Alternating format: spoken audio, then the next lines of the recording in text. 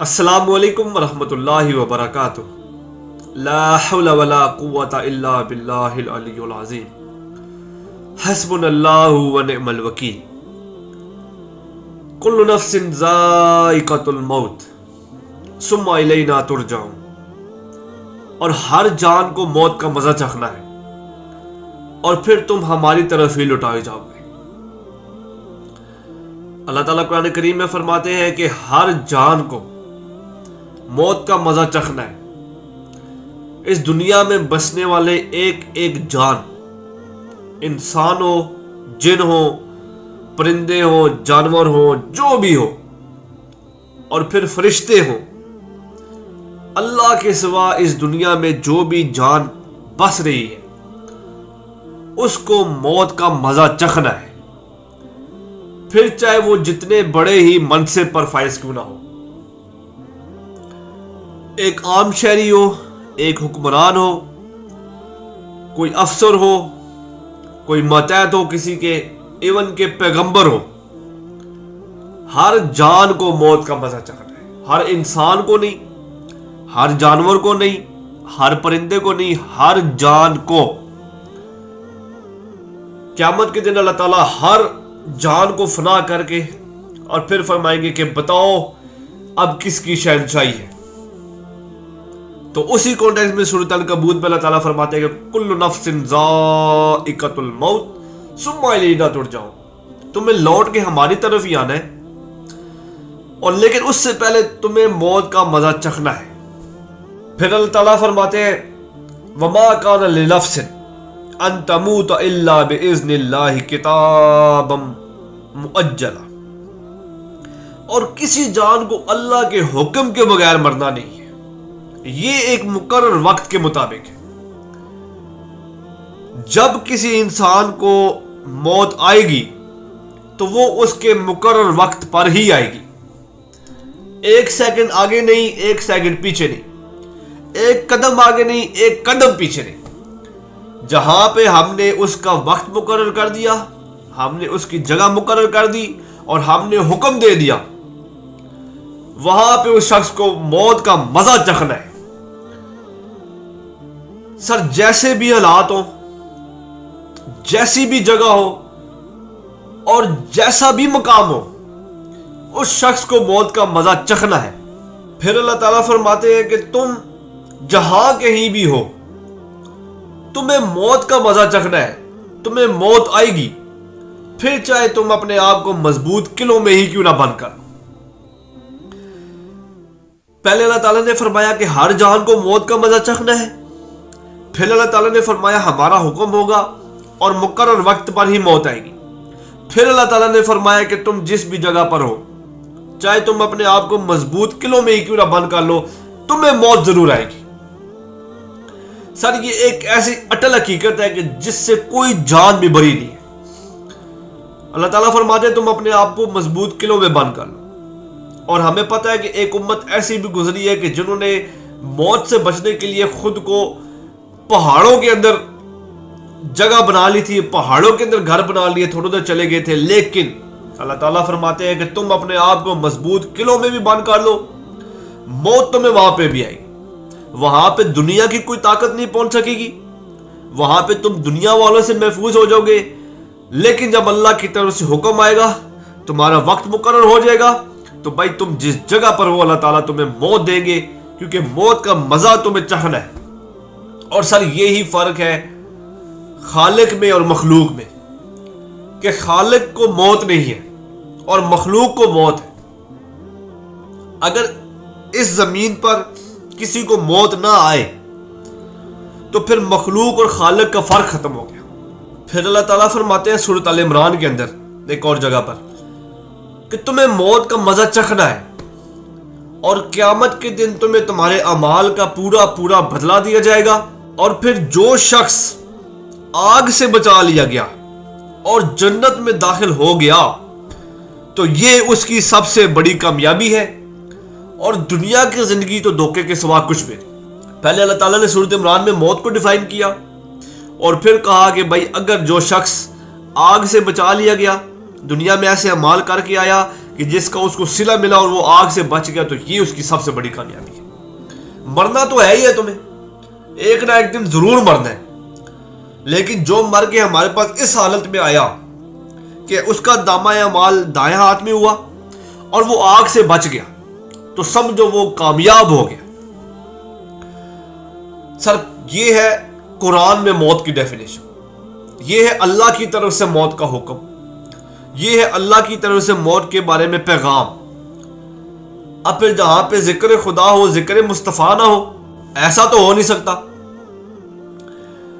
اب اللہ تعالیٰ جب حکم دے رہے ایک چیز کے بارے میں، تو نبی صلی اللہ علیہ وسلم سے ہمیں اس چیز کے بارے میں تفصیل نہ ملے، یہ ہو نہیں سکتا۔ تو اللہ کے نبی نے بھی موت کو اسی طرح ہی ڈیفائن کیا اور اسی طرح ہی زور دیا۔ جیسے قرآن میں اللہ تعالیٰ نے کہا کہ ہر جان کو موت آنی ہے، تو نبی صلی اللہ علیہ وسلم بھی اپنی ساری زندگی موت کو یاد کرتے رہے اور تلقین کرتے رہے کہ موت کو یاد کرنا، قبر کو یاد کرنا، موت کو یاد کرنا لازمی۔ اللہ کے نبی فرماتے ہیں لذتوں کو ختم کر دینے والی چیز یعنی کہ موت کو کثرت سے یاد کیا کرو۔ سر ہمارے پیارے نبی کی ایک ایک بات کا کیا مزہ ہے، کیا لطف ہے۔ ایک ایک لفظ کو بندہ اللہ کے نبی کے ایک ایک لفظ کو پکڑ لینا، پوری زندگی انسان اس لفظ کو بیان کرتا رہے، تو میرے نبی کی یہ شان ہے کہ ان کے الفاظ کی اہمیت کم نہیں ہوگی۔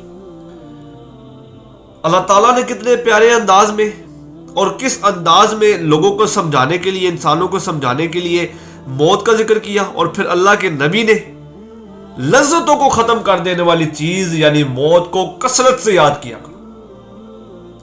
بے شک دنیا لذتوں سے بھری ہوئی ہے سر، نو ڈاؤٹ، بے شک دنیا لذتوں سے بھری ہوئی ہے، لیکن اس لذتوں بھری دنیا میں اگر تمہیں کوئی چیز اللہ سے ملا سکتی ہے، اگر کوئی چیز تمہیں اللہ کی یاد دلا سکتی ہے، تو وہ ہے موت۔ اور میرے آقا نے کیا بیان فرمایا کہ لذتوں سے بھری ہوئی دنیا میں موت کو یاد کرنا، بس تو تم اللہ سے مل جاؤ گے۔ پھر اللہ کے نبی نے فرمایا کہ عقل مند ہے وہ شخص جو اپنے نفس کا محاسبہ کرے اور پھر موت کے بعد کے لیے عمل تیار کرے۔ عقل مند ہے وہ شخص، پہلے اللہ تعالیٰ نے فرمایا کہ کامیاب ہو گیا وہ شخص کہ جس کو ہم نے آگ سے بچا لیا، مر کے ہمارے پاس آیا، ہم نے آگ سے بچا لیا، کامیاب ہو گیا۔ اللہ کے نبی کیا کہہ رہے ہیں؟ عقل مند ہے وہ شخص کہ جو اپنے نفس کا محاسبہ کرے کہ میں کس جگہ پہ کھڑا ہوں، میرا نفس مجھے اندر سے کیا بات کہہ رہا ہے، میرا نفس مطمئن ہے نہیں مطمئن، اور پھر موت کے بعد کے لیے اپنے عمل تیار کر کے رکھے۔ عقل مند ہے وہ شخص۔ اور پھر اللہ کے نبی نے فرمایا کہ اعمال کا دار و مدار تو خاتمے پر ہے۔ جس جگہ پہ آپ کی موت ہوئی، جس حالت میں آپ کی موت ہوئی، جس کنڈیشن میں آپ کی موت ہوئی، سمجھ لو کہ وہی قبر میں جا کر آگے آپ کو وہی طریقہ فیس کرنا ہے اور اسی طریقے سے آپ اٹھائے جاؤ گے۔ یہ اللہ کے نبی کی حدیث ہے کہ جو بندہ جس حالت میں مرے گا اسی حالت میں ہی اٹھایا جائے گا۔ تو ہم اللہ کے نبی نے فرمایا کہ اعمال کا دار و مدار خاتمے پر ہے۔ جس طرح کا اعمال کرو گے، جس طرح کے تم کام کرو گے، اسی طرح کا ہی تمہیں خاتمہ ملے گا۔ موت تو آئے گی، ضرور آئے گی، یہ تو اٹل حقیقت ہے، کل نفس ذائقۃ الموت، لیکن جو تم اعمال کرو گے اسی اعمال کے مطابق ہی تمہیں موت آئے گی۔ تو سر موت ایک ایسی حقیقت ہے کہ جس سے کوئی جان بھی بری و ذمہ نہیں ہے۔ تو جب ہم اس سے بری و ذمہ نہیں ہیں تو ہم پھر اس چیز کی تیاری کر سکتے ہیں۔ جیسے کہ اللہ کے نبی نے فرمایا کہ عقل مند ہے وہ شخص جو موت کے بعد کے لیے اپنا مال تیار کر لے۔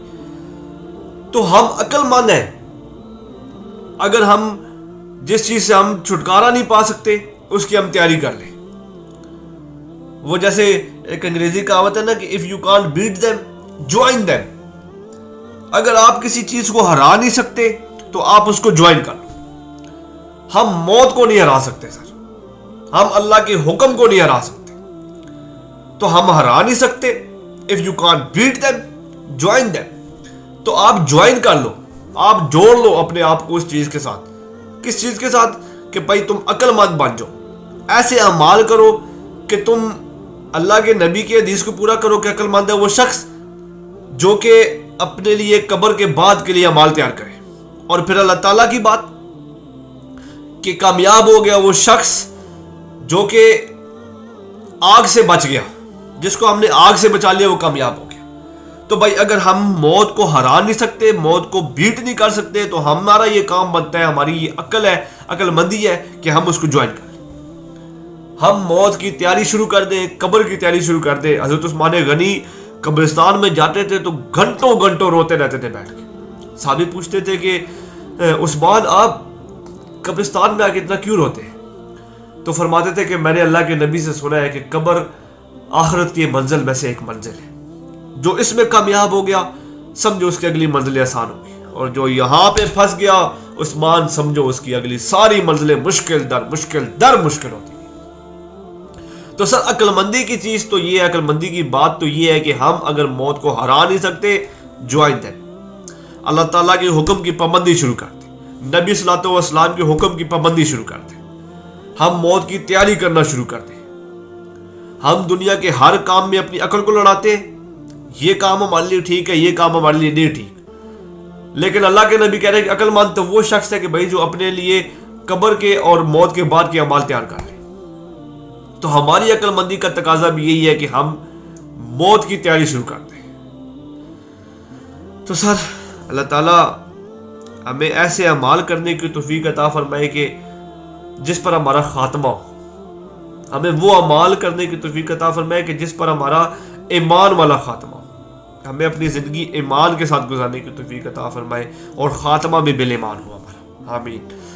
اس ویڈیو میں جو کچھ بیان کیا کوئی کمی پیشی ہوگی ہو، غلطی ہوگی، اللہ تعالیٰ درگزر فرمائے. اللہ تعالیٰ ہمیں دین کو سمجھ کر اس پر عمل پیرا ہونے کی توفیق عطا فرمائے اور موت کی تیاری کرنے کی توفیق عطا فرمائے. وما علینا الا البلاغ المبین. السلام علیکم ورحمۃ اللہ وبرکاتہ.